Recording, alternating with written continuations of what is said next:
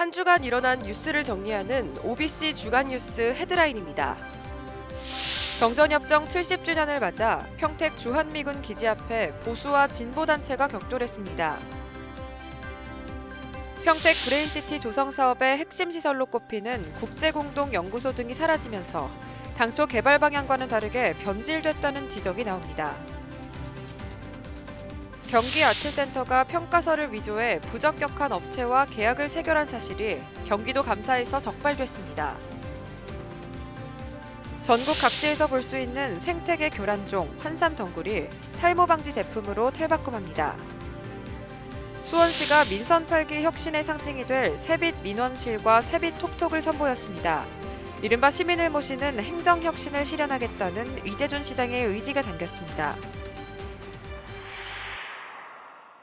시청자 여러분 안녕하십니까? 한 주간 지역의 주요 이슈를 전해드리는 OBC 주간 뉴스입니다. 첫 소식입니다. 정전협정 70주년을 맞아 평택 미군 기지 앞에서 보수와 진보단체가 맞불 집회를 열었습니다. 양측은 한미동맹 강화와 주한미군 철수를 주장하며 팽팽히 맞섰습니다. 현장에 손세준 기자가 다녀왔습니다. 오늘 오후 평택 팽성읍 주한미군 기지 캠프 험프리스 안정리 게이트 앞. 정전협정 70주년을 맞아 보수와 진보단체 회원 등 약 10,000여 명이 평택에서 맞섰습니다. 집회에는 대한민국 바로세우기 국민운동본부 등 보수단체에서 주최 측 추산 7,000여 명이 참여했습니다. 참석자들은 태극기와 성조기를 흔들며 한미동맹 강화와 북한 규탄을 주장하며 결의를 다졌습니다. 만약에 미군이 다시 한번 철수해버리면 대한민국은 끝나는 것입니다. 우리는 다 주한미군에 대하여 지켜내야 되는 것입니다. 대한민국을 자유통일하여 북한에 있는 2,500만의 국민들을 건져내야 될 것입니다. 문정현 신부 등이 주축이 된 진보단체 727 평택 인간띠입기 원탁회의 참가자들도 수천 명이 집결했습니다. 주한미군 철수를 통한 남북평화협력과 한미 군사훈련 중단을 주장했습니다. 이날 참석자들은 미군 기지 주변을 핑크색 띠로 두르는 평화의 인간띠입기 퍼포먼스도 펼쳐 눈길을 끌었습니다. 노무현도 그렇고 김대중도 그렇고 문재인도 그렇고 이런 전쟁을 끝내고 남북이 서로 교류하게 함께하자는 이거는데 그 방해는 누구냐? 미국이야 미국. 그러면 어떻게 하느냐? 우리는 그냥 통일을 살면 돼. 경찰은 대규모 집회에 대비해 20개 중대 1,500명을 동원해 통제에 나섰고 일부 마찰이 있었지만 물리적 충돌은 없었습니다. 현장의 긴장감이 고조되는 가운데 양 진영은 이번 집회를 계속 이어갈 예정입니다. OBC 더원 방송 손세준입니다. 세계 예술인들은 파주 임진각에 모여 세계의 모든 전쟁을 반대하고 예술을 통해 더 큰 평화를 실현하겠다고 선언했습니다. 이 자리에는 김동연 경기지사가 함께하며 더 큰 평화 실현에 앞장서겠다고 밝혔습니다. 행사에는 국내외 예술인 200여 명이 참여했습니다. 전국 각지에서 볼 수 있는 생태계 교란종 환삼 덩굴이 탈모 방지 제품으로 탈바꿈합니다. 경기도 산림환경연구소는 해당 기술을 민간에 이전해 제품을 양산화할 계획입니다. 방수빈 기자의 보도입니다. 길가나 도랑가, 논두렁 등지에서 흔하게 보이는 한해살이 덩굴 식물인 환삼 덩굴. 삼과의 한해살이 초본 식물로 대한민국과 일본, 타이완 등 동북아시아 지역에 주로 분포합니다. 하지만 번식력이 강해 토종식물의 성장을 방해하기 때문에 생태계 교란식물로 지정돼 있습니다. 경기도 산림환경연구소는 이런 특성을 가진 환삼덩굴을 활용해 3여 년간 연구한 끝에 탈모 방지 효능을 확인했습니다. 산림에 있는 수목이나 식물들을 대소재로 삼아서 그 안에 있는 여러 가지 유효한 성분들을 찾아내서 우리에게 인간에게 일상적으로 사용할 수 있는 제품을 개발하는 것이 저희 본원의 그 연구 과제입니다. 앞으로도 그런 연구를 계속적으로 해나갈 계획입니다. 연구소가 환삼덩굴 지상부에서 추출한 폴리페놀은 기능성 재료로 활용이 가능한 물질입니다. 폴리페놀은 체내 활성산소를 중화 제거하는 항산화 활성 능력이 우수해 피부 노화 촉진과 고혈압, 동맥경화 등을 억제하는 것으로 알려져 있습니다. 또 항염 탈모 개선 효과 검증 결과 환삼덩굴 추출물이 항염증 효과가 있으며 모발의 생존 주기를 늘려준다는 사실을 밝혀냈습니다. 연구소는 이 같은 연구 결과를 바탕으로 환삼덩굴의 탈모 완화와 방지 관련 신규 특허 출원을 완료했습니다. 우선은 현재 탈모 방지 기능이 있고 또 저희가 보고된 거로는 뭐 미백 효과도 있는 걸로 나오고 그래서 그 부분들을 중점적으로 연구를 해볼까 합니다.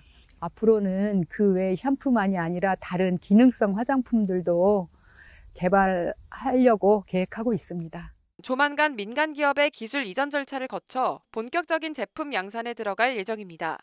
OBC 더원방송 방수빈입니다. 최근 평택 브레인시티 조성 사업이 카이스트 캠퍼스와 아주대병원 유치로 활기를 되찾고 있습니다. 브레인시티는 당초 산학연을 기반으로 한 미래형 도시 조성을 목표로 한 사업인데요. 하지만 핵심 시설로 꼽히는 국제공동연구소 등이 사라지면서 당초 개발 방향과는 다르게 변질됐다는 지적이 나옵니다. 손세준 기자의 보도입니다. 핀란드 울루시의 테크노폴리스를 모델로 추진된 평택 브레인시티 산업단지 조성 사업. 글로벌 기업들이 한 곳에 모이는 첨단 산업단지와 친환경 주거공간 조성, 성균관대 유치 등을 기반으로 미래형 도시를 조성하기 위해 시작됐습니다. 그중에서도 핵심 시설로 주목받아온 곳은 평택시와 성균관대가 설립한 재단법인 국제공동연구소, 미국 조지아 공대와 핀란드 울루대, 독일 아엔 공대 등 해외 명문대학과 국내외 첨단기술 연구소 등이 참여할 것으로 기대를 모았습니다. 성균관대 전 총장이 직접 대표를 맡으면서 캠퍼스 유치가 확정적이란 전망이 나오기도 했습니다. 하지만 성대 유치가 무산되면서 국제공동연구소도 슬그머니 자취를 감췄습니다. 브레인시티를 처음 설계했던 송명호 전 평택시장은 노키아와 같은 세계적인 기업이 탄생할 수 있었던 원동력은 핀란드 울루시의 대학을 기반으로 한 산학연 클러스터 덕분이라며 현재 브레인시티의 모습은 처음 계획과는 사실상 본말이 전도된 것이라고 평가했습니다. 1억 원을 출자해 설립한 재단법인은 서류상으로만 남았습니다. 지난 2019년엔 국제공동연구소 설립과 운영을 제도적으로 뒷받침하기 위해 제정한 평택시 브레인시티 국제공동연구소 설립 및 운영 조례도 사라졌습니다. 조례 제정 4년 만에 폐지입니다.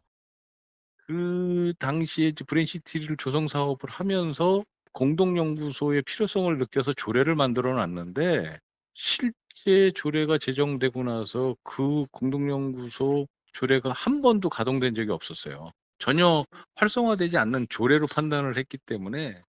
이유는 무엇일까? 무엇보다 자치단체장이 바뀌면서 정책 기조가 변경됐고 사업 시행자도 중흥토건이 지분 68%를 보유한 평택 브레인시티 PFV가 되면서 개발 방향이 흐트러진 데 따른 것으로 풀이됩니다. 실제로 이 과정에서 성대 유치는 무산됐고 일부 연구단지 부지는 분양을 위한 지식산업센터 부지로 대체됐습니다. 일각에서 브레인시티가 노브레인시티라는 비판과 함께 사실상 일반 도시개발 사업으로 축소됐다는 평가가 나오는 이유입니다. 설립 4년 만에 자취를 감춘 브레인시티 국제공동연구소와 용도 변경, 평택 브레인시티의 불편한 현주소입니다. OBC 더원방송 손세준입니다. 수원시가 민선 8기 혁신의 상징이 될 세빛 민원실과 세빛 톡톡을 선보였습니다. 공직사회의 관행적인 업무 처리의 틀을 깨고 이른바 시민을 모시는 행정혁신을 실현하겠다는 이재준 시장의 의지가 담겼습니다. 공무원들의 민원 상담이 한창입니다. 모두 경력 20년 이상 된 베테랑 공무원입니다. 도시계획 분야를 도와드리게 될 베테랑 공무원 박한재입니다. 궁금한 거 있으면 물어보십시오.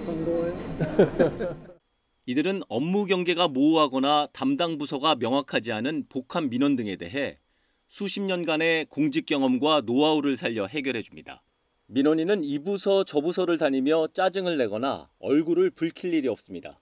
46년 전 입양 보낸 아들을 찾아달라, 아파트 단지 내 경로당 개소를 앞당겨달라는 등의 민원이 지혜롭게 속전속결로 풀렸습니다. 수원시는 세빛 민원실이 민선 8기 수원시 혁신의 상징이라고 강조했습니다.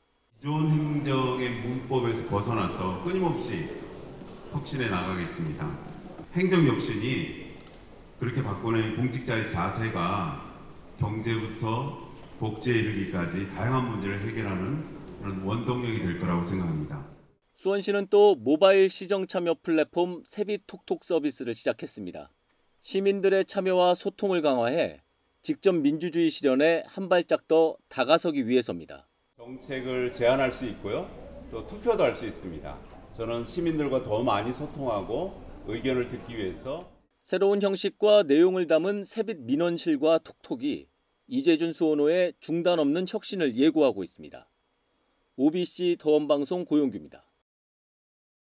경기도가 전기요금 인상과 폭염으로 어려움을 겪고 있는 취약계층을 대상으로 냉방비를 지원합니다. 도는 도비 169억 원을 들여 취약계층에 대한 냉방비를 다음 달부터 시군별로 순차적으로 지급한다고 밝혔습니다. 경기아트센터가 평가서를 위조해 부적격한 업체와 계약을 체결한 사실이 경기도 감사에서 적발됐습니다. 경기도는 지난 3월 20일부터 4월 7일까지 경기아트센터를 대상으로 특정 감사를 실시해 모두 5건의 부적정 업무 처리 행위를 확인했다고 밝혔습니다.